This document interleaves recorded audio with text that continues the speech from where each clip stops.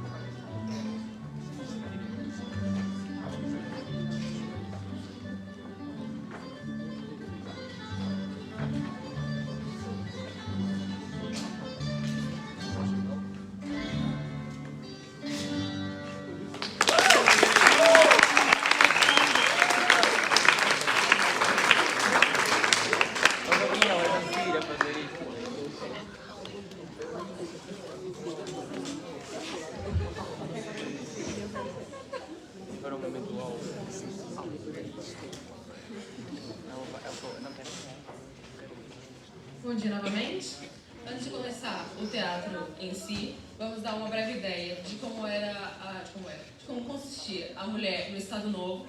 Em seguida, também damos uma ideia sobre quem eram as personagens da peça em si. Para aqueles que não sabem, o nosso país teve durante 48 anos de uma ditadura, conhecida por Estado Novo e liderada pelo Ministro das Finanças, mais tarde o Presidente do Conselho, Oliveira de Salazar. Aqui o país vivenciou um autêntico atraso, quer em termos político-económicos, quer em termos culturais. Neste sentido, o papel da mulher, que muitos países começaram a elevar-se a protagonista, foi em Portugal reduzido a figurante. Como tal, a mulher de Estado Novo vivia para ser a mãe extremosa, uma esposa dedicada, uma verdadeira fada do lar. Desde pequena que era treinada assim, submissa ao poder patriarcal do pai, do irmão e mais tarde do marido, e que o único futuro que poderia ambicionar era de fazer um bom casamento, que sustentasse a família e que, gostasse ou custasse, teria de se manter unido, forte e estável. Uma metáfora do próprio regime. Salazar não permitia que a ordem social fosse questionada, pelo que todos os assuntos do feminismo iam sendo silenciados. Na ideologia vigente, as mulheres não tinham direitos nenhuns, não podiam votar, tornar-se juízes, diplomatas, militares ou polícias. Para abrir uma conta bancária, trabalhar no comércio ou sair do país, era necessária uma autorização ao marido e ganhavam quase metade do salário pago aos homens. Antes de tudo, já peço perdão pelo meu nervosismo, mas ok. Contudo, houveram pessoas que desafiavam o regime, que reclamavam pelos seus direitos e que recusaram o papel que era lhes imposto. E foi o caso de Maria Teresa da Horta, Maria Isabel Barreiro, Maria Velho da Costa e Natália Correia. As três primeiras, repito, Maria Teresa da Horta, Maria Isabel Barreiro e Maria Velho da Costa, tornaram-se ícones nacionais para o feminismo português quando escreveram as novas cartas portuguesas, que foi um manifesto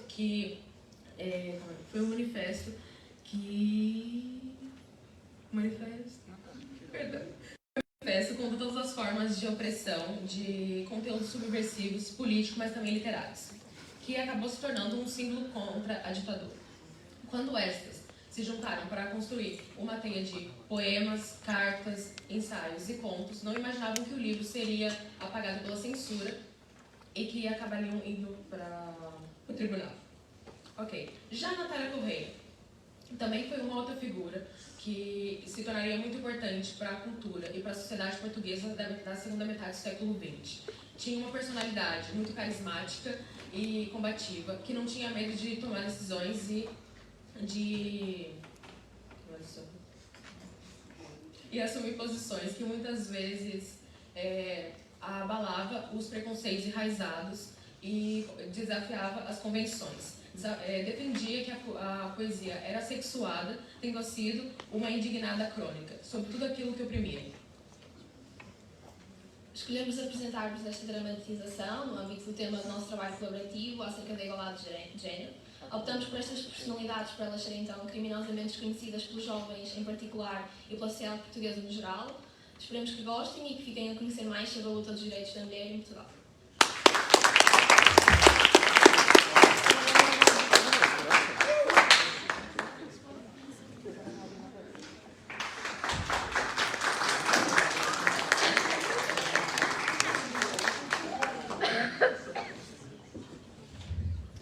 Bom dia, caros espectadores, sejam bem-vindos ao nosso programa de hoje e onde vamos estar à conversa com 4 mulheres muito marcantes da atualidade.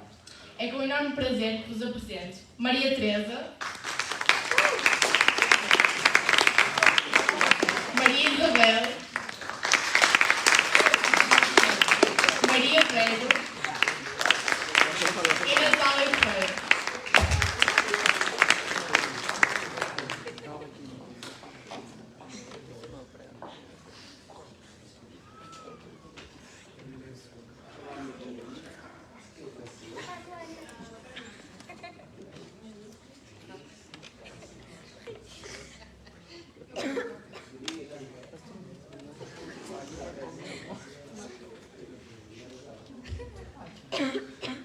Bom dia, minhas senhoras. Primeiramente, obrigada por terem aceito o nosso convite e vamos então dar início à nossa conversa.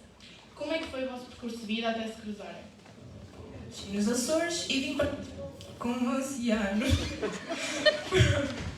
Formei-me no liceu e comecei a publicar alguns livros bonitos, apesar da minha grande paixão sempre ter sido a poesia. Fiz parte de vários grupos de oposição ao regime durante o Estado Novo, apoiei a candidatura do Humberto Delgado e sempre lutei contra as salazaristas. Eu nasci em Lisboa, no meio da aristocracia portuguesa e fiz parte do jornal A Capital, que era bastante vigiado pela PIDE. Formei-me em jornalismo e andei a publicar bastantes obras bastante controversas. Eu fui criada num colégio. Eu fui criada num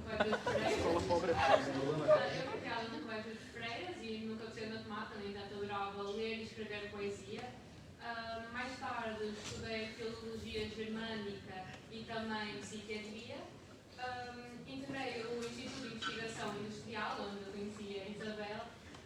Também passei a minha vida a tentar alertar as pessoas para a injustiça contra as mulheres e também para a doença mental. Desde pequena que adorava ler, especialmente poesia, formei-me em Filosofia e História e comecei a trabalhar no Instituto de Investigação Industrial. Aquilo que escrevia baseava-se no percurso da mulher em Portugal. E como é que as vossas vidas se cruzaram? Eu conheci a Teresa depois dela me entrevistar para o segmento literário do jornal A Capital. Vimos que as nossas ideias sobre a mulher portuguesa eram muito semelhantes e então tornámos-nos amigas. Chegámos mesmo em 72 a formar o movimento da libertação das mulheres. A Fátima e eu conhecemos-nos no Instituto de Investigação Industrial e ao conversarmos percebemos que os nossos ideais eram muito parecidos.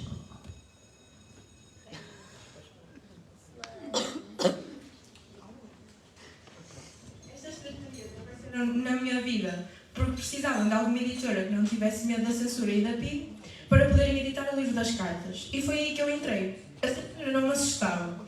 Eu já tinha publicado um livro que tinha sido censurado, A Analogia de Poesia Portuguesa, Erótica e Satírica, em 65, e tinha sido levado a tribunal. Alguém que se arrisca a publicar um livro destes não tem medo de represálias. Para mim, a liberdade de expressão estava acima do medo do regime. Conte-nos mais acerca das novas cartas portuguesas. Esta obra foi escrita para ser uma nova arma para a libertação da mulher. Escrevemos esse livro com o intuito de alertar as mulheres para a necessidade de se libertarem da supremacia masculina e das algemas da opressão que as prendiam. É sim, considero o livro uma obra coletiva do grupo, mas não parece que esteja necessariamente integrado no movimento feminino. É um livro escrito por mulheres, para mulheres e sobre mulheres. No entanto, não parece que esteja intrinsecamente ligado ao feminismo.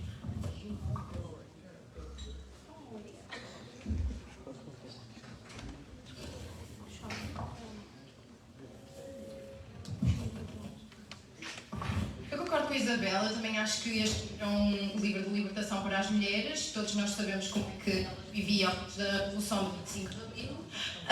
No entanto, agora tenho calma, ok? As mulheres não se podiam expressar, eram extremamente submissas e não podiam falar alto, não se podiam expressar as suas verdadeiras opiniões nos assuntos. Eu só lamento o livro não ter chegado a mais mulheres portuguesas e que a coisa que tenha ficado mais marcante sobre ele tenha sido o seu julgamento e não o seu conteúdo.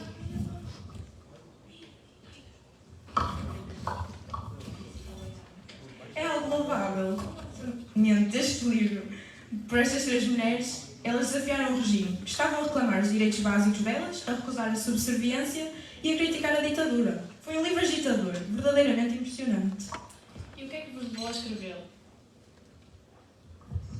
O nosso grande objetivo era alertar para as injustiças do regime. Queríamos focar-nos não apenas nas mulheres e no machismo, mas também queríamos informar mais as pessoas sobre a guerra colonial e aqueles que viriam mais tarde a ser retornados, bem como sobre a violência doméstica, o incesto e muito mais. Não era algo cingido a só um tema.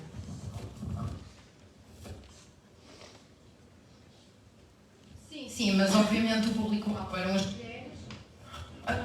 Cá em Portugal, isto deve certamente a todos os anos de ditadura, as mulheres não comunicam, não falam sobre estes problemas e não podiam, aliás, nós também não nos podíamos expressar como gostávamos. Tínhamos de falar baixo a mulher portuguesa ainda hoje não tem consciência da sua condição, não tem consciência que tem direitos e é com este livro que nós os tentámos alertar para estas problemáticas e para se conseguirem lutar contra isto. E sabemos que foram para tribunal por causa do livro, mas que agora, depois da Revolução, foram absolvidas. Acreditam que este fecho poderia ter sido possível se não acontecesse a Revolução? É curioso, era suposto sabermos o resultado do julgamento no dia 18 de abril e nós estávamos realmente à espera de ser absolvidas. No entanto, esta data foi adiada subitamente a dia 7 de maio. Não nos deram absolutamente nenhuma razão, mas é engraçado porque o procurador do delegado do Ministério Público pediu a absolvição e antes da Revolução foi destituído. O sistema do regime tinha destas curiosidades. Acredito que se fôssemos realmente absolvidas sobre a alçada do governo de Marcelo Caetano, seria certamente, sobretudo, devido à pressão internacional enorme. O governo não devia estar muito interessante, de facto, se ele se estava a preocupar mais com um livro do que com a imagem do seu regime perante a comunidade internacional. Acredito que se fôssemos absolvidas seria principalmente para não dar uma imagem ainda pior de Portugal e até uma vez que nós éramos tão apoiadas pela comunidade intelectual europeia. Sim, eu acho que o Marcelo Caetano não devia ser visto pela comunidade internacional como uma espécie de carrasco de 3 mulheres tão importantes para o movimento feminista, e acho que nós só nos tornaríamos mais umas mártires do movimento, algo que ele certamente não desejava. No entanto, a mim nunca me pareceu que nós viéssemos realmente a ser condenadas pelo livro. Pensei sempre que provavelmente acabaríamos com algum tipo de pena suspensa, tal como já tinha acontecido com a Natália em 65. No entanto, uma pena desse estilo também ia afetar bastante a minha ação e a da Isabel no movimento de libertação das mulheres. Em 65, quando... A poesia erótica e satírica tinham todas as consequências que teria. Eu tentei trazer ao público algo diferente, mas o governo claramente não aprovou.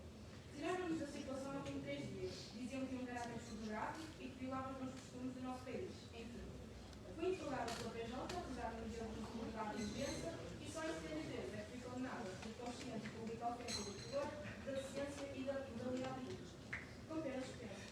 Mas o livro continuava a circular, uma reedição pirata. Embora queiram que o livro chegue a mais mulheres, é nítido que a linguagem nele presente não é das mais acessíveis para a maioria da população. Alguns poderiam até considerá-lo enfadonho pela sua linguagem, digamos, mais densa. O que tenho a dizer? Acredito que vai encontrar a minha opinião inicial. O livro não é suposto ser nem um manifesto, nem um panfleto ou um movimento. É simplesmente uma experiência que foi definida a ver o 20 de cidadania. Acerca de ser infalante, acredito que sim, é capaz de ser, porque nós defendemos a opinião. No entanto, sobre o qual a necessidade é, penso que não interessa tornar as coisas mais simples para todas as pessoas, interessa sim tornar as pessoas mais capazes de serem a tudo aquilo que quiserem. Portanto, o que interessa não é levar a cultura ao povo, mas sim levar o povo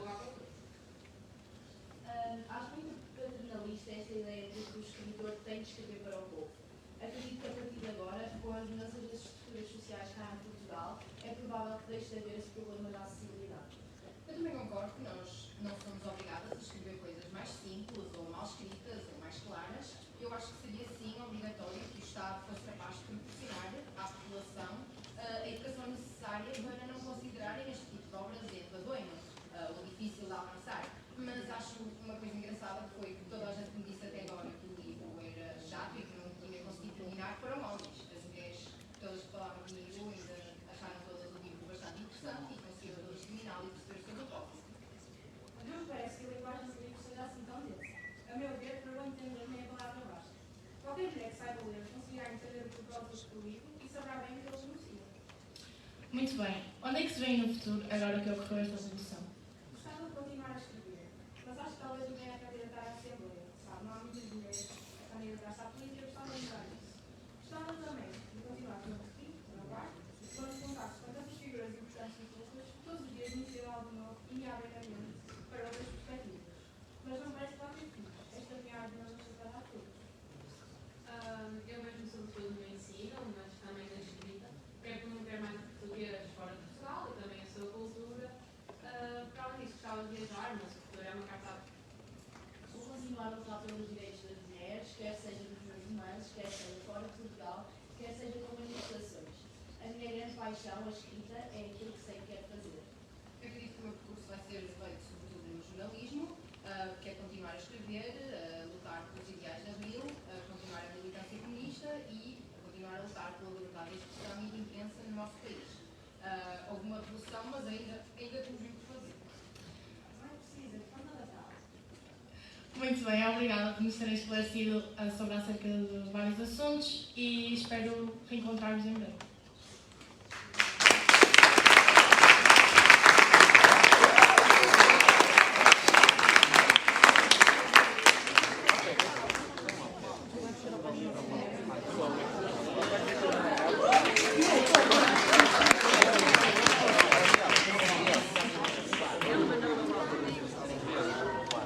Exato,